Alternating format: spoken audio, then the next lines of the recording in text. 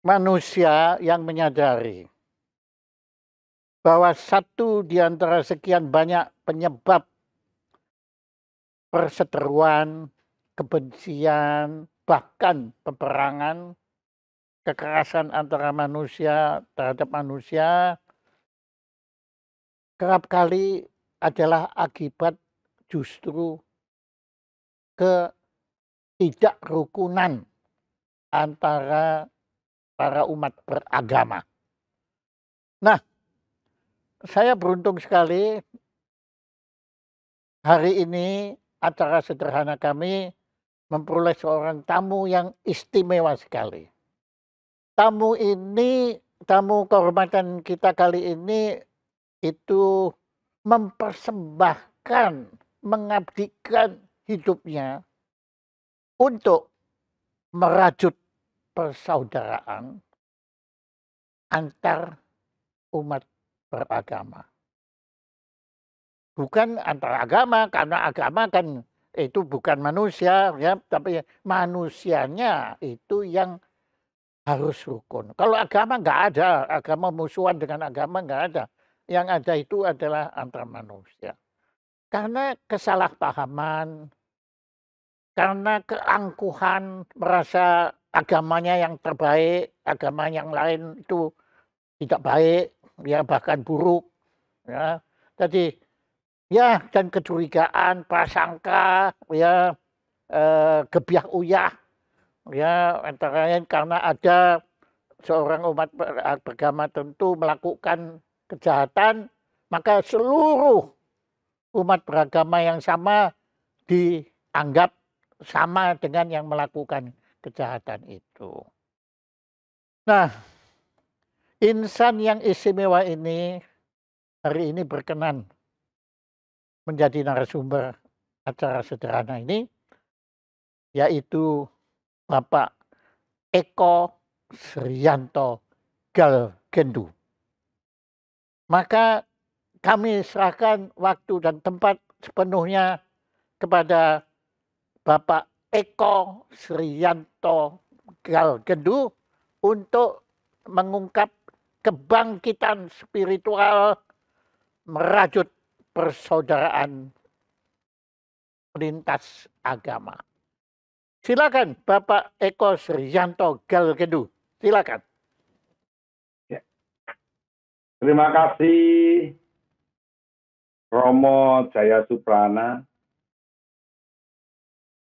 Terima kasih juga kepada yang hadir di sini, para tamu undangan. Di sini kita akan mempersembahkan kebangkitan spiritual merajut dialog lintas agama. Kenapa? Mengapa mesti kebangkitan spiritual yang kemudian bisa merajut? Kata spiritual ini mengandung 3 arti. Kata Kang Yudi Latif, kata spiritual ini berasal dari kata spiritus. Artinya spiritus ini adalah cahaya yang terang. Tetapi spiritus itu bisa menjadi terang waktu dia disulut oleh api. Jadi api baru kemudian ada cahaya yang terang. Api ibarat semangat. Jadi spiritus ini akan bisa menjadi cahaya yang terang di tengah kegelapan ketika ada api yang semangat yang menyulut. Arti kedua adalah spiritual. Jiwa semangat yang selalu bertumpu pada nilai-nilai untuk semuanya. Universal. Arti ketiga adalah spirit tua. Jadi spirit yang melindungi, menyayangi, penuh cinta kasih, menghargai semuanya. Kekuatan spiritual inilah yang hilang pada bangsa kita. Oh, Anda Memang merasa hilang? Itu ya, hilang? Ya. saya merasa bahwa itu hilang. kita tidak memiliki lagi semangat yang tua, misalnya. Kenapa terjadi kekerasan di antara umat beragama? Dikarenakan para pemuka agamanya ini sadar atau tidak sadar di dalam melakukan khotbah ataupun tausiahnya, semangat untuk memberikan pencerahan, semangat untuk memberikan sinar, semangat untuk memberikan nilai-nilai yang universal, di mana semangat untuk kemudian menjaga satu sama lain, menghormati satu sama lain, itu sudah memang terkikis.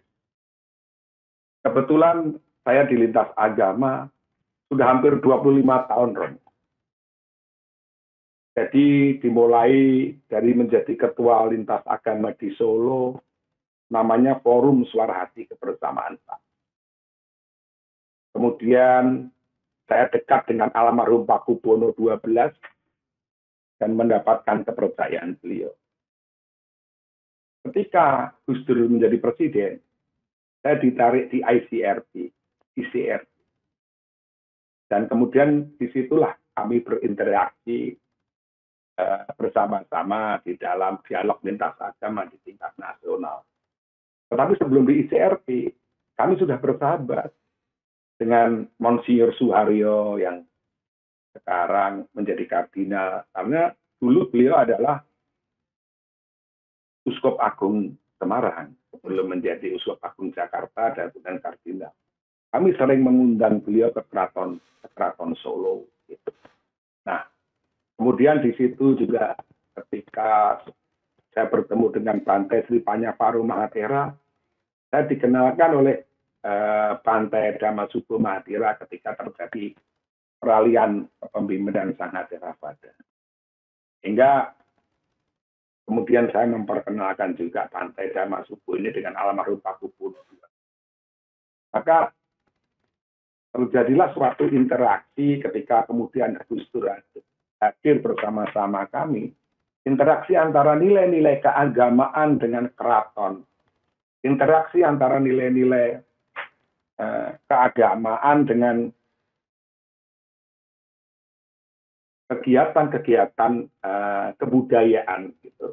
Kami berinteraksi bersama di situ dan saya dididik oleh almarhum Pakubuwono XII, almarhum Gus Dur, para pemimpin-pemimpin agama dan bahkan sebagian raja-raja Nusantara ini. Itu Romo saya. Iya. Nah, kami ya sangat mengesankan latar belakang Anda bertemu dengan tokoh-tokoh utama di spiritual di negara kita. Nah, apa yang menyebabkan Anda begitu tertarik bahkan kemudian boleh dikata mempersembahkan hidup Anda sepenuhnya kepada upaya menjalin persaudaraan lintas agama? Itu apa? Wahyu apa yang Anda terima? Begitu. Silakan. Terima kasih. Jadi awalnya sebenarnya berasal dari suatu pertemuan spiritual. Nah, saya ini kan pengusaha. Ini pengusaha yang sejak kecil cita-citanya hanya ingin menjadi pengusaha. Apa? Nah, di tahun 96. Enggak, mohon maaf, usaha apa ada yang Anda lakukan? Saya transportasi, Romo, transportasi. Jadi kita ada usaha transportasi, ada usaha SPBU minyak begitu. Nah, jadi cita-cita saya itu sejak kecil hanya jadi pengusaha. Nah, saat itu tahun 96. Biasalah pengusaha muda, ketemu teman-teman, kemudian istilahnya ya minum-minuman ringan lah. Tapi saat itu saya minum minuman ringan ini ada kegundahan dalam hati saya. Nah, setengah satu malam, saya tuh ditemui oleh Bung Karno. Kurang lebih setengah satu malam. Ya. Beliau pakai pakaian kebesaran. Begitu. Itu Anda temukan dalam kondisi... Tiba-tiba di depan saya. Jadi kondisi sadar? Sadar? Iya. bukan Sadar saya ini. bukan waktu tidur, mimpi, bukan ya, tapi Bukan. oh. Anda ada di mana waktu Beliau, itu? saya ada bersama teman-teman saya 3 orang, tapi yang ditemui hanya saya. Saya sadar sesadar-sadarnya Bung Karno hadir di depan saya. Beliau pakai pakaian kebesaran, bawa tongkat komando, pakai peci begitu. Beliau mengatakan, tanamkanlah cita-citamu tinggi langit. Nah, saat itu yang terjadi pada diri saya merasa malu terhadap diri saya sendiri. Mengapa? Karena cita-cita saya ini hanya jadi pengusaha. Saya membayangkan bagaimana cita-cita Bung Karno. Cita-cita Bung Karno mempersatukan bangsa ini. Keluar masuk penjara, dihantam, dihimpit, diasingkan. Beliau pantang menyerah. Terus kemudian membangun cita-cita tersebut. Saya bandingkan dengan diri. Dan di situ kesadaran spiritual saya yang pertama. Dan besoknya Romo, saya tanpa belajar, saya sudah punya kemampuan. Karena teman-teman saya sudah sakti. Tanpa belajar, tanpa puasa. Hanya karena ditemui Bung Karno. Itu peristiwa pertama Bung Karno. Peristiwa kedua, saya dengan Gus Dur. Jadi waktu Gus Dur itu beliau di Cikanjur, terus kalau nggak salah open house ya, open house. Jadi open house beliau ini terus istirahat kan tiduran. Beliau sebelum jadi presiden atau sudah? Sebelum jadi presiden. Belum jadi presiden. Oke. Open house, saya istilahnya sudah karena ditemui Bung Karno sudah punya kemampuan yang kemudian lebih, itu akhirnya saya nemui Gus Dur. Saya nemui Gus Dur itu, saya membawa gambar gitu. Jadi, bola dunia gitu, terus kemudian mengalami kegelapan. Dan itu kemudian saya kasih judul moral bangsa.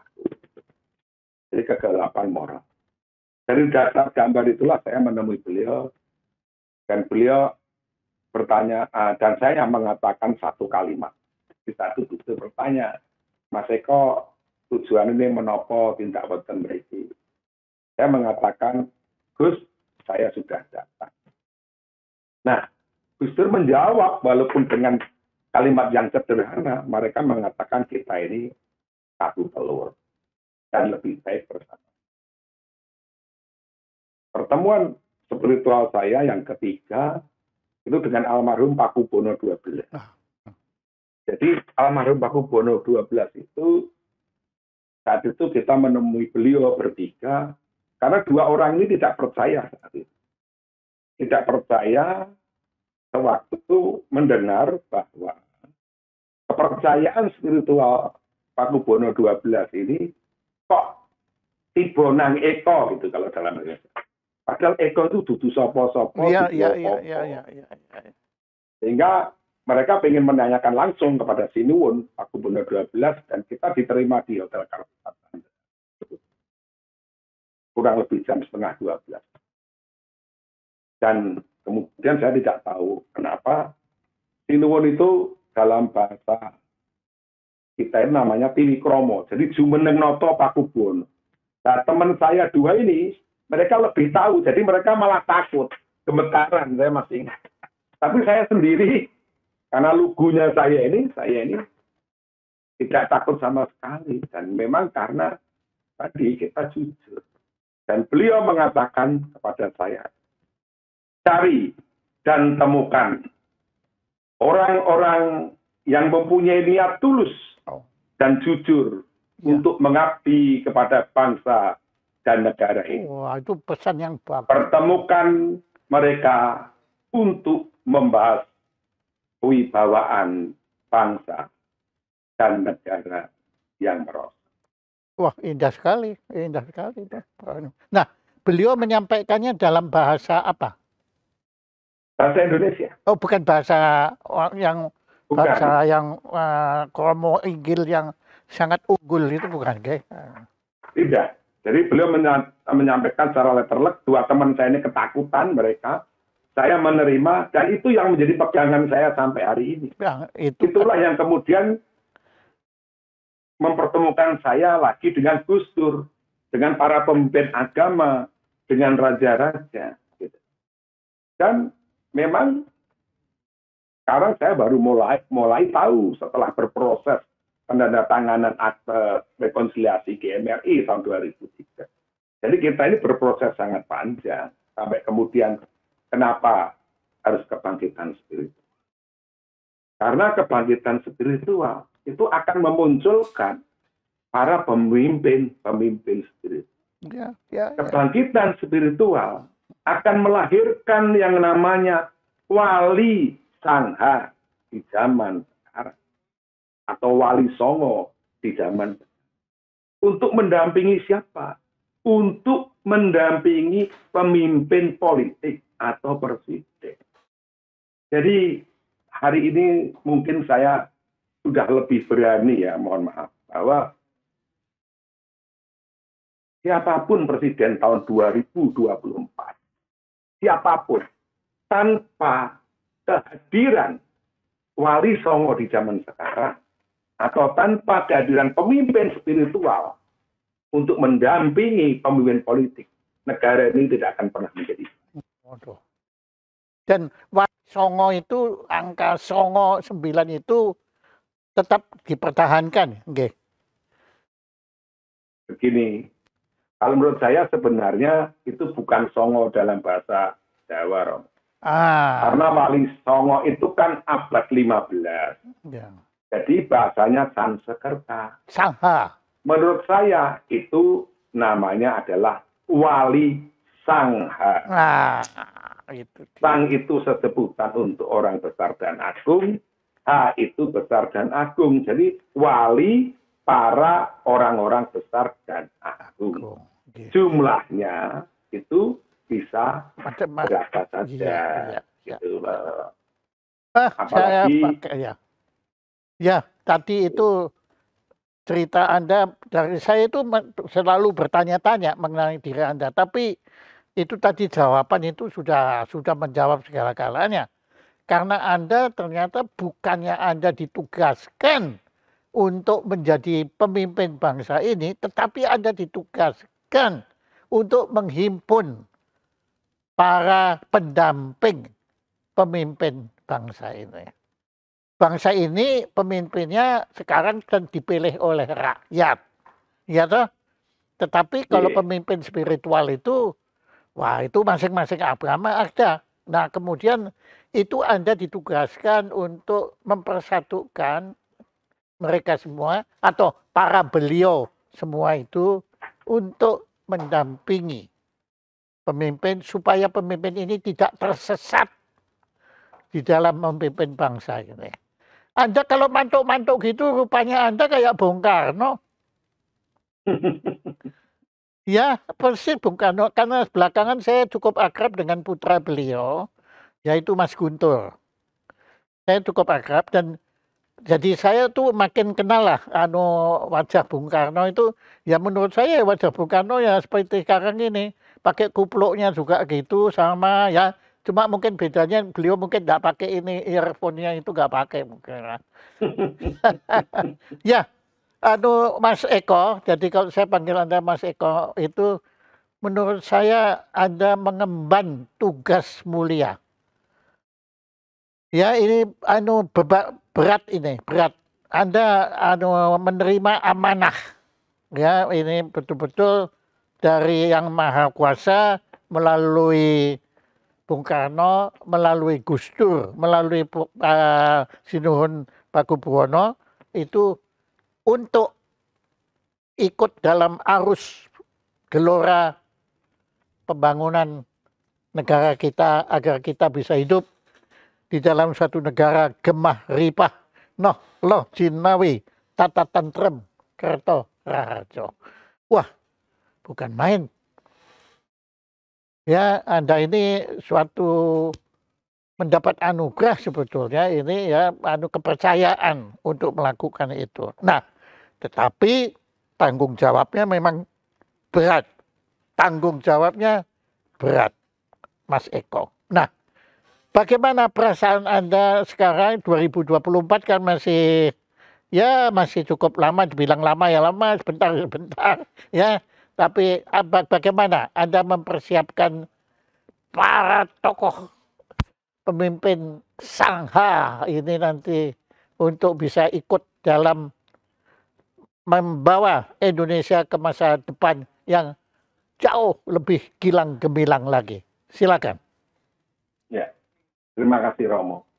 Jadi saya mulai dengan silaturahmi. Silaturahmi itu dari kata sila. Sila itu adalah dasar, landasan yang penuh tatanan, etika, dan aturan. Tu itu menuju rah, darah. Mi itu saya atau kita. Jadi ketika kita silaturahmi, kita itu menuju suatu landasan kekuatan persaudaraan dari darah kita. Jadi kebangkitan spiritual ini akan bicara yang namanya jiwa dan darah. Saya mulai dari sahabat lama saya, Letnan Jenderal Kiki Sahna. Dan ternyata beliau menyambut baik. Beliau sepakat kebangkitan spiritual. Saya dapat satu, sahabat sudah yakin dengan kebenaran. Walaupun saya kaget, karena beliau kan tentara. Tetapi jangan dikira beliau tidak tahu pemahaman perubahan peradaban zaman, kondisi sekarang ini. Kedua, saya nemui sahabat lama saya yang dulu juru bicara Gus Dur, yaitu Gus Yahya Stakuf. Nah, beliau juga sangat paham. Apalagi sekarang ini beliau kan banyak keliling dunia ya. Sangat paham kebutuhan, kekurangan bangsa-bangsa di dunia ini. Terutama masalah spiritualitas. Jadi terjadi krisis spiritualitas di dunia ini. Dan beliau menceritakan ke saya, pernah sehari itu memberi sambutan di PBB 2 kali. Saya dapat sahabat lagi dan beliau sepakat mendukung kebangkitan spiritual. Kemudian saya silaturahmi kepada Pak Amir Tambunan MUI. Beliau juga sangat paham tentang perubahan peradaban global yang sekarang terjadi. Dan satu-satunya cara adalah lahirnya para pemimpin spiritual. Saya kemudian silaturahmi terus. Silaturahmilah saya terhadap Kardinal Ignatius Suaryo. Beliau sangat paham terhadap permasalahan global, terhadap perubahan peradaban zaman. Bahkan Paus mengatakan bahwa sambut cahaya terang dunia. Saya silaturahmi juga kepada pimpinan-pimpinan PGI. Mereka juga menyambut sangat baik apa yang kemudian menjadi harapan besar bersama. Dalam bahasa Kristen namanya akhir zaman. Akhir zaman itu berbeda dengan akhir zaman. Akhir zaman ini adalah akhir daripada kebesaran dan keagungan manusia. Siklusnya 7 abad. 0, 7, 14, 20. Akhir zaman selalu ditandai dengan kesombongan dan lupa diri di segala bidang. Nah, pada abad ke-0 lahirlah pemimpin spiritual yang kemudian dikenal sebagai Isa Al-Masih. Beliau yang mampu memberikan pencerahan pada bangsanya, kemudian menjadi nabi. Dan disitulah sebenarnya kemenangan bangsa Timur. 7 abad kemudian seorang nabi diwahyukan kembali, yaitu Nabi Muhammad. Tetapi pada abad itu, 7 itulah Candi Borobudur dibangun. Pada abad ke-7, bangsa kita sudah memiliki kejayaan spiritual. Kejayaan yang tidak dimiliki oleh bangsa-bangsa lain di dunia. Dilanjutkan pembangunan Candi Prambanan. Jadi kejayaan kita ini sebenarnya adalah kejayaan spiritual. Bangsa Timur, kejayaannya adalah kejayaan spiritual. Negara-negara besar saat itu, antara abad 0 sampai abad 14, adalah negara-negara yang memiliki spiritualitas tinggi. Spiritual tinggi mendatangkan yang namanya ekonomi, sosial, militer yang kuat, dan lain sebagainya. Puncaknya adalah ketika zaman Majapahit mampu menyatukan agama Hindu dan agama Buddha menjadi Siwa Buddha. Pendapatan saat itu pada zaman Majapahit paling rendah adalah 40 juta per bulan paling rendah. Jadi kalau Indonesia ini mau hebat, Indonesia harus belajar pada abad ke-7 sampai abad 14. Dan kejayaan kita adalah kejayaan spiritual. Nah, pada 14 itulah Eropa mengalami renaissance, pencerahan pemikiran. Dan kita kalah setelah abad 14. Kalau dalam bahasa Majapahit itu namanya Sirno ilang kertaning bumi. Dan 7 abad ini kita. Sekarang abad 21. Terjadi lagi perubahan peradaban besar di dunia ini. Ketika terjadi perubahan peradaban besar di dunia, maka kita membagi dunia ini hanya menjadi 2 bagian, yaitu bangsa Barat dan bangsa Timur. Dan kalau di abad 21 ini, bangsa Timur ingin menang, maka harus lahir pemimpin spiritual pada bangsa. Sudah tidak ada cara lain. Kedua, bicara Bung Karno. Bung Karno pernah mengatakan, Indonesia kelak akan menjadi mercusuar dunia. Mercusuar itu apa? Mercusuar itu adalah jalan penunjuk terang di tengah kegelapan ketika kapal mau sampai Labuan. Ada mercusuar, cahaya kecil, ketip, kalau orang Jawa bilang. Tapi dia menjadi penuntut. Jadi Indonesia akan menjadi mercusuar dunia adalah Indonesia akan menjadi jalan penunjuk terang kebangkitan spiritual dunia. Dan kita punya modal. Modalnya adalah Candi Borobudur. Tetapi Candi Borobudur harus dibawa kepada nilai-nilai kejayaan abad ke-7. Menjadi tempat ziarah spiritual. Jadikan Candi Borobudur sebagai cahaya spiritual dulu. Jadikan Candi Borobudur sebagai kitab kehidupan paling besar itu. Dan saya sudah mengetuk hati beliau-beliau itu. Siapapun saya ketuk, saya temui yang namanya Selamat Ma'arif. Saya ajak mereka bicara. Ketua Umum PA 212 sudah saya temui Romo.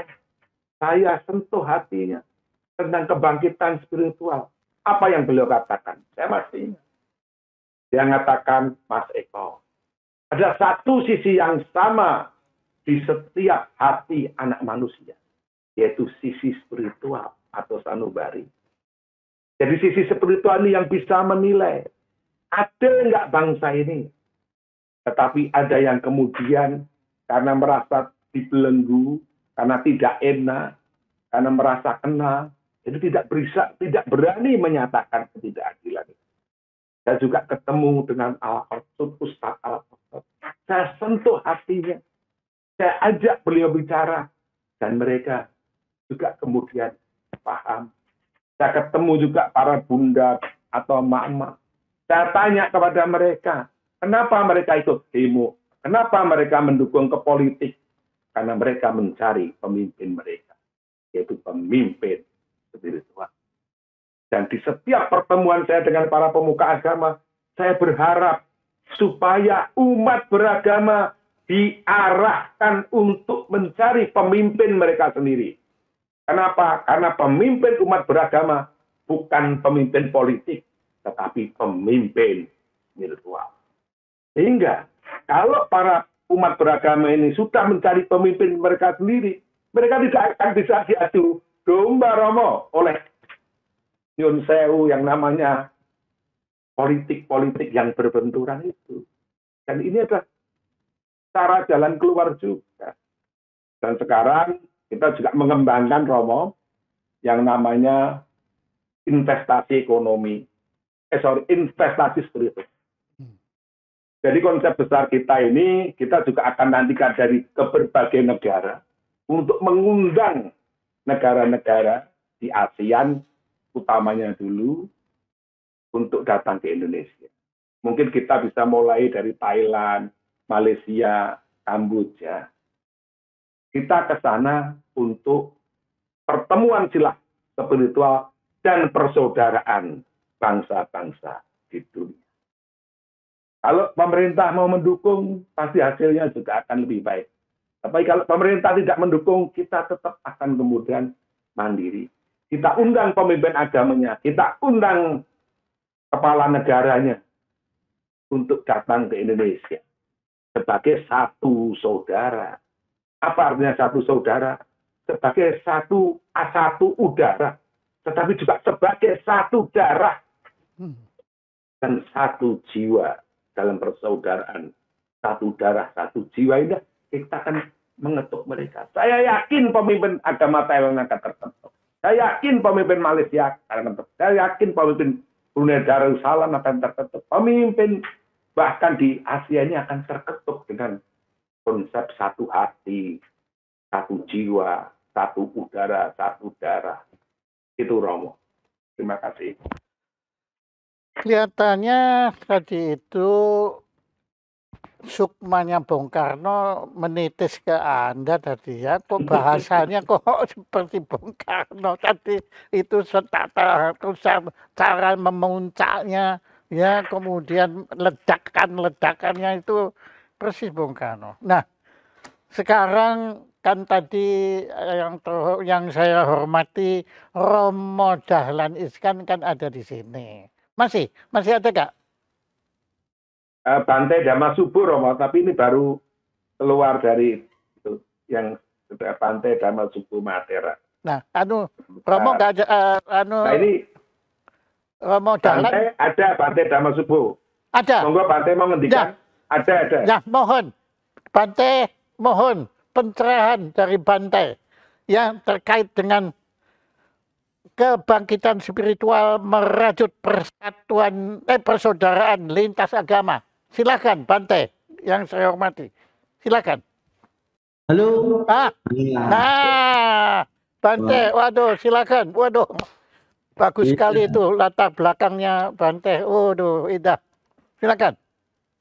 Ya. Gimana Mas Jaya? Ya, masih hidup. Sama. Silakan Bante. Udah jamu pelangsing sing duwe jamu malah gemuk kaya ngono.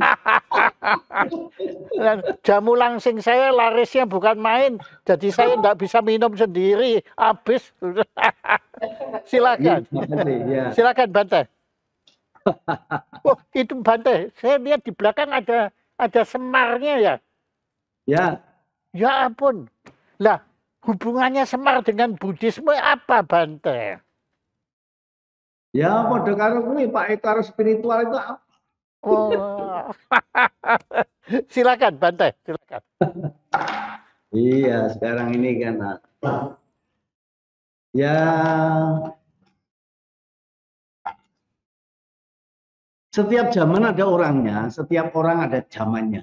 Waduh, ya kayak wayang kulit aja. Ya oke, terus. Nah. Bagus. Nggak bisa dibantah. Oh. Ya, terima kasih. Wah, ada anjingnya kalah. Ya. Bagus. Jam itu Bu, jam itu. Nggak apa-apa. Iya, lucu kok. Silakan, Bante. Iya, wong anjing itu setia kok. Nah, makanya. Malah saya kan punya pengalaman juga. Ternyata bergaul itu kalau bergaul dengan hewan makin lama makin jinak. Wah, gitu. Iya tuh Mas. Oke. Setuju. Tapi kalau bergaul sama teman manusia makin lama makin galak, makin lunjak, makin celutak. Lunjak. Ya oke, setuju. Dah. Makanya ada pepatah yang setiap zaman tidak pernah layu. Oke. Iya. Jadi ada pepatah, setiap membangun sebuah perjuangan itu kan dibutuhkan satu tim yang senyawa, yang chemistry, yang kimikal. Coba kalau enggak kan enggak jadi. Nah, ya. Kemudian satu kekuatan itu adalah berada pada meskipun berbeda-beda kepentingan, berbeda-beda pemikiran, tapi satu kepentingan. Maka nama istilah yang paling istilah modern ini kan solid. Solid. Ya kan? Jadi apa saja yang mempunyai solidaritas, yang menyatu, yang kemis itu menjadi kekuatan. Katanya sapu selembar-lembar sodo itu yang diikat menjadi satu kesatuan juga menjadi kekuatan. Yeah. Yang menarik setiap perjuangan itu, saya sudah 3 loh tadi. Setiap zaman ada orangnya, setiap orang ada zamannya. Kan gitu kan? Okay. Bergaul dengan hewan makin lama makin jinak. Bergaul dengan teman makin lama makin celutak dan makin galak, gitu kan? Nah, yang ketiga ini adalah tentang solidaritas. Solidaritas itu biasanya digunakan atau dibutuhkan setiap perjuangan untuk mencapai tujuan. Biasanya kalau masih sulit itu bisa solid. Ya. Oke. Ya kan? Oke. Tetapi kalau sudah mulai banyak duit, biasanya saling jepit menjepit. Ya, anu Bante gampang aja ngomong, Bang Bante nggak butuh duit sih. Anu. Oke, ya bagus.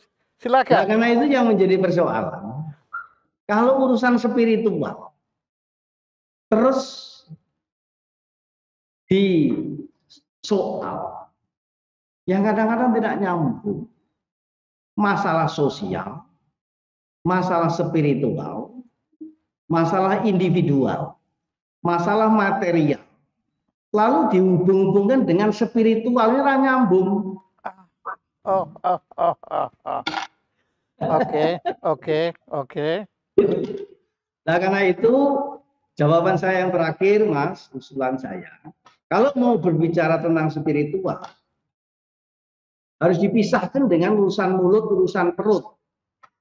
Siapa saja orangnya, kalau masih sibuk dengan urusan mulut, urusan perut, apalagi ngesore mulut, ngesore perut, dhuwure lutut, jangan mimpi saja jangan.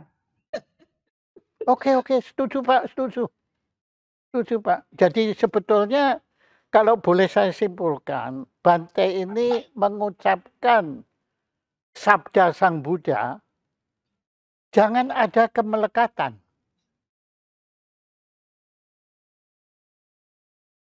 Ya toh, Bante? Tadi kan jangan kita ada kemelekatan kepada harta benda. Jangan kita punya kemelekatan pada kekuasaan. Jangan kita punya kemelekatan kepada hawa nafsu. Ya, dan lain-lain itu. Nah, tadi Bante sudah mengungkapkannya dengan agak muter sedikit begitu, tetapi akhirnya kembali ke situ. Jadi jangan mimpi kalau Anda ini masih berpikir tentang mulut dan perut tadi itu, jangan mimpi kalau bisa memikirkan spiritual. Maka ya kalau gitu apa yang dilakukan Mas Eko itu sudah benar ya. Beliau itu sudah sudah melepaskan dirinya dari urusan mulut dan perut, tetapi memang karena beliau murni ingin menuju ke spiritual itu tadi. Silakan, Bante, bagaimana? Saya kira ya itu yang menjadi kesepakatan dan itu jadi jawaban. Makanya kalau saya perhatikan dan kita perhatikan tadi Pak Eko kan nguncai yang serba angka 7. Jadi 7777. Itu sekarang angka digital itu sebenarnya juga 7. Nah, jadi kalau spiritual itu sirkuler, kalau sekuler duniawi itu adalah linear. Oh, spiritual sekuler, kalau duniawi itu linear. Jadi urusan duniawi itu satu dimensi, ya, di situ. Nah, karena itu di zaman digital ini itu juga lebih memudahkan secara matematika dibanding dengan dunia spiritual yang secara cita rasa. Oh. Anak masa kini diajak ngomong cita rasa enggak nyambung. Wong sekarang ini apa-apa ukurannya SOP, kurang siteng ora gelem. Ya. Ya. Nah, karena apa-apa sudah bekerja dengan mesin.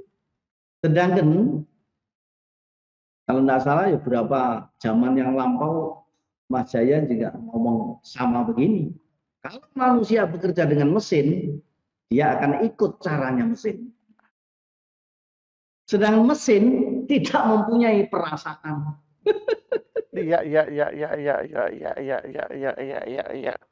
Oke, Bante, walaupun singkat tapi Anda membuat sesuatu pencerahan agar kita ini lebih merenungi tentang makna spiritual yang sejatinya itu kita itu tidak mudah untuk kecuali kita mulai meninggalkan kemelekatan kita kepada mulut dan perut itu tadi. Nah, sebagai penutup, Bante, saya betul-betul tertarik kepada benda yang di belakangnya Bante, yang sebelah kanan, yang ada apa itu saya nggak ngerti istilahnya apa, tapi itu dari mana Bante?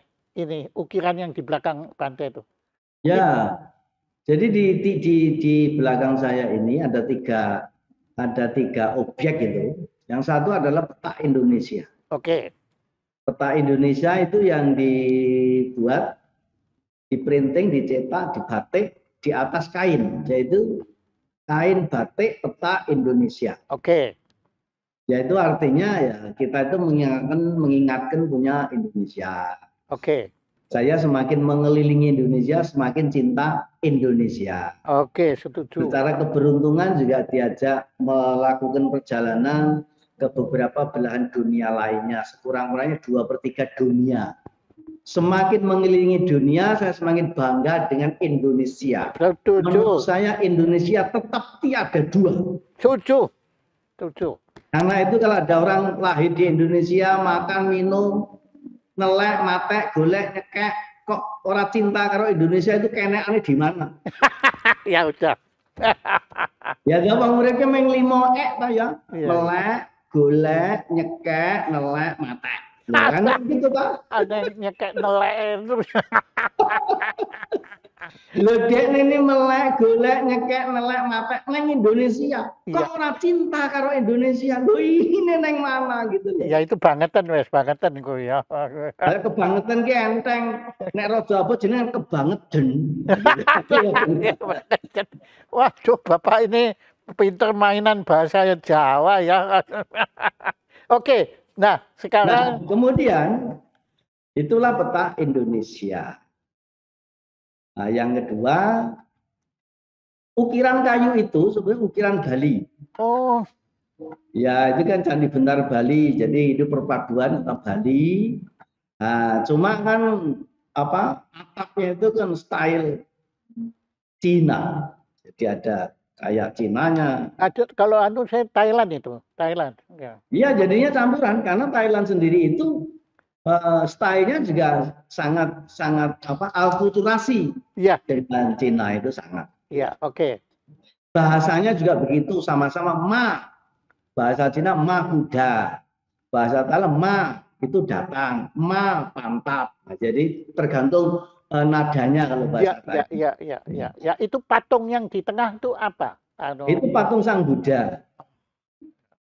Ya karena ini presentasi dari altar secara Buddhis, kita kan punya objek pemujaan namanya altar.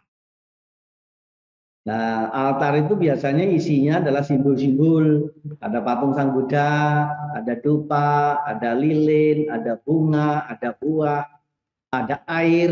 Itu semua adalah bahasa simbol. oke, oke. Makanya dulu dikira orang Buddha itu penyembah api, penyembah berhala, pemuja api. Dulu kan diolok-olok begitu toh. Oke. Ya. Tapi kalau mau jujur, Mas, kalau mau jujur, pemuja api yang sesungguhnya itu sebenarnya kalau mau jujur ya, ini yang ngomong bukan saya. Setelah kita itu saling berkenalan bahwa ternyata pemuja api itu bukan orang Buddha. Kalau saya tanya, lalu siapa kalau bukan Buddha? Biku menurut pengamatan saya, ternyata yang sesungguhnya pemuja api itu bukan umat Buddha. Lalu saya makin mendesak kan. Begini Biku menurut saya, ternyata kalau dibilang pemuja api yang sesungguhnya itu bukan umat Buddha, tetapi perokok berat. Nah, itu Ya, ya, ya. Wes diblusoke wes tewas tak rungokke anu. Nah, itu makanya ada api, ada lilin. Iya, Itu iya, semua iya. bahasa simbolik. Nanti kalau dibedah itu mungkin satu sesi sendiri di Iya, iya, iya, Jaya iya. Makanya Supranaso. ada saya ngelanjut aja ke Semarnya. Semarnya. Nah, Nah, kemudian itu Semar. Semar ini dan juga bahasa pewayangan. Dia itu sebetulnya multi multi filosofi. oke, 7. Satu sisi dia posisinya itu Punokawan. Oke. Punokawan kan batur, ngembat pitutur, Oke. pamomong, Oke. yang ngayomi dan ngayemi. Oh ya, oke. Tetapi meskipun dia batur, kata-katanya itu sangat didengar oleh para doro-doronya. Nah, makanya kalau zaman lama kan ada istilah sabdo pandito ratu. Oh. Nah, gitu kan? Nah, artinya apa? Orang-orang yang sudah mempunyai posisi ratu, pandita, para muliawan, gitu kan? Apalah namanya?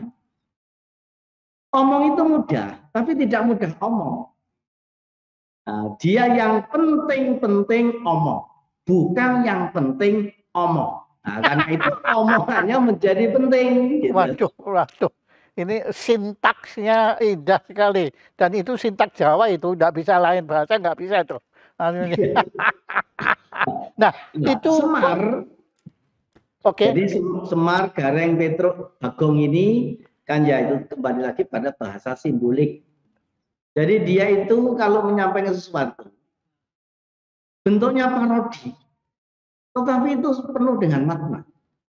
Karena kalau dalam Jawanologi, bargaining power, kita mau mendapatkan positioning, itu kan mempunyai tahapan-tahapan perjuangan. Ya kalau full power namanya G2G, 1 lawan 1. Siapa unggul, dia menjadi penguasa. Siapa kalah, konsekuensinya menjadi pengikut. Ketika bargaining power 1 lawan 1. Oke. Nah kalau tidak kuat 1 lawan 1 apa? Nggak kuat G2G, ya koalisi. Nah, gitu kan. Lah makanya yang umum kan koalisi saya gini. Nah gitu kan karena sendiri tidak kuat, gitu. Kurang ampuh itu Pak. Nah kalau koalisi juga tidak kuat, apalagi Yang ketiga, namanya parodi. Wah, ya, waduh, ya. Jadi Semar Gareng Petro itu sebetulnya mengingatkan kepada para ndoro-ndoronya itu, menghadapi situasi itu hendaknya juga jangan terlalu serius, tapi juga jangan cengengesan, gitu kan? Nah, itu namanya parodi. Nggih, setuju. Nah, yang ketiga, kalau dengan parodi juga masih belum sampai, biasanya satu lagi dengan kontemplasi. Ah, renungan. Itulah makanya orang-orang zaman lama yang bisa menjadi pinilih apa piniji lan pinuji, gitu dah. Itu biasanya yang mempunyai doyo linwih. Oh, iya, iya, iya. Nah, doyo linwih itu artinya saving energy, ya toh, yang tadi itu omong itu gampang, tapi aja gampang ngomong. Ya kan? Makanya setiap pejuang kemanusiaan besar, coba Mas Jaya, Rasulullah sebelum khotbah, dia kan diem di Gua Hira 30 hari, 30 malam.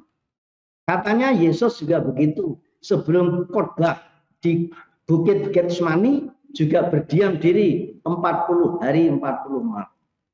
Dan Siddhartha Gautama sebelum khotbah yang pertama, dia puasa total, tidak makan, tidak minum, bahkan tidak tidur selama 49 hari. Ini semua data dan fakta. Nah, makanya bedanya dengan orang lain, kalau orang dulu itu diem dulu baru bekerja. Kalau sekarang ini kan cerewet dulu, kemudian tidak ada kerja, kan begitu ya. Terima kasih, terima kasih.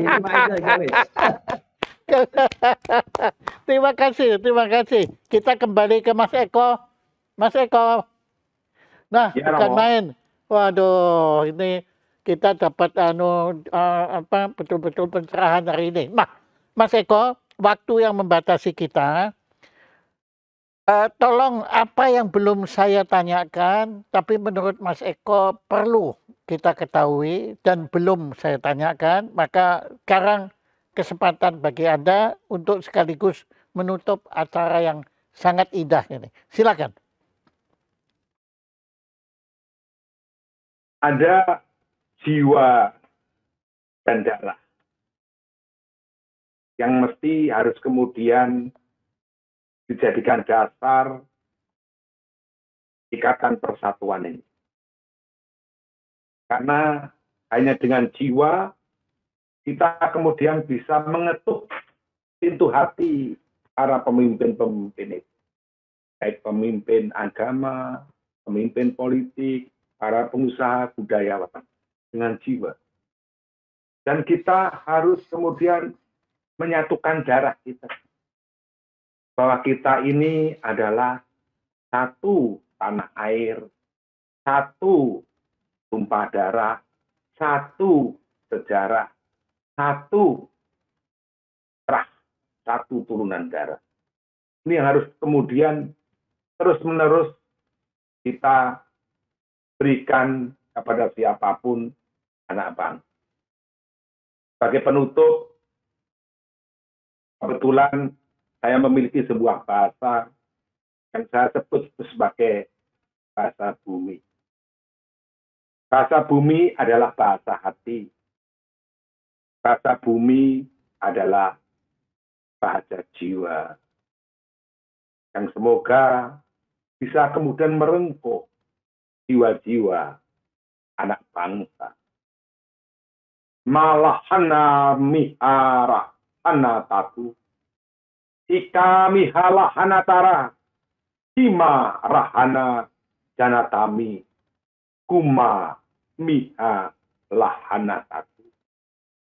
Saudara, ketika aku sudah bersimpuh di hadapanmu, untuk kemudian merengkuh kedua tangan dan hatimu, serta menyatukan lagi semangat dan jiwa maka mestinya engkau terus kemudian menyatu, merajut, dan bersatu dalam suatu kebersamaan hati dan jiwa bangsa Indonesia. Terima kasih.